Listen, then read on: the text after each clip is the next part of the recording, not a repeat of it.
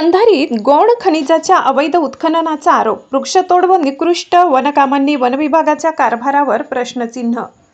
वनविकास महामंडळाच्या वन प्रकल्प विभाग भंडारा अंतर्गत अर्जुनी मोरगाव वनपरिक्षेत्रातील गंधारी सहवन क्षेत्रात विविध विकास कामांमध्ये अनियमितता झाल्याचे आरोप समोर आल्याने वन विभागाच्या कारभारावर प्रश्नचिन्ह निर्माण झाले। मुरुम, खोदकाम, बांबू रोपवनातील झाडांची तोड आणि निकृष्ट वनबंधारे या तिन्ही मुद्द्यांवर नागरिकांनी चौकशीची मागणी केली आहे। गंधारी येथील कंपार्टमेंट क्रमांक 242A मधून अंदाजे 1 ते 1.5 हजार ब्रास मुरुमाचे अवैध खोदकाम झाल्याचा आरोप नागरिकांनी केलाय। एवढ्या मोठ्या प्रमाणात मुरुम काढला गेला असल्याचा दावा होत असताना याबाबत नेमकी परवानगी होती का, असा प्रश्न नागरिकांकडून उपस्थित केले जात आहेत। दुसरीकडे कंपार्टमेंट क्रमांक 242B मधील रोजगार हमी योजनेअंतर्गत करण्यात आलेल्या बांबू रोपवनातील वाढ झालेली झाडे सन 2025-26 मध्ये वन सुधारणा कार्याच्या माध्यमातून तोडण्यात आल्याचा आरोप आहे।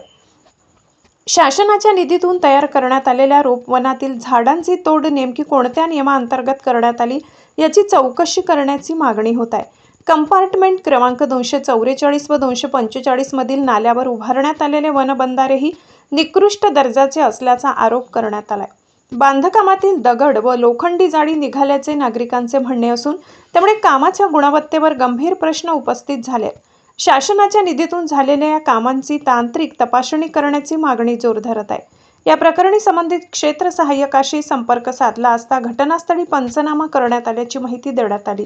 मात्र पंचनामा होऊनही अद्याप कोणतीही ठोस कारवाई झालेली नसल्याने नागरिकांमध्ये संताप व्यक्त होत आहे। दरम्यान या गंभीर आरोपाबाबत संबंधित अधिकाऱ्यांची बाजू जाणून घेण्यासाठी संपर्क साधण्यात आलाय, मात्र अधिकाऱ्यांकडून कोणतीही प्रतिक्रिया मिळाली नाही। त्यामुळे नागरिकांनी केलेल्या आरोपाबाबत वन विभागाची अधिकृत भूमिका अद्याप स्पष्ट झालेली नाही।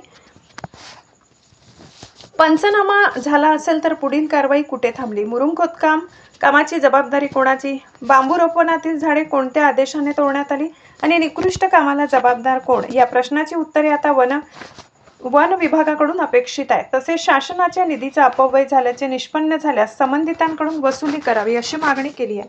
News reporter Suresh Jipkate, Zee India 24 तास, गोंदिया।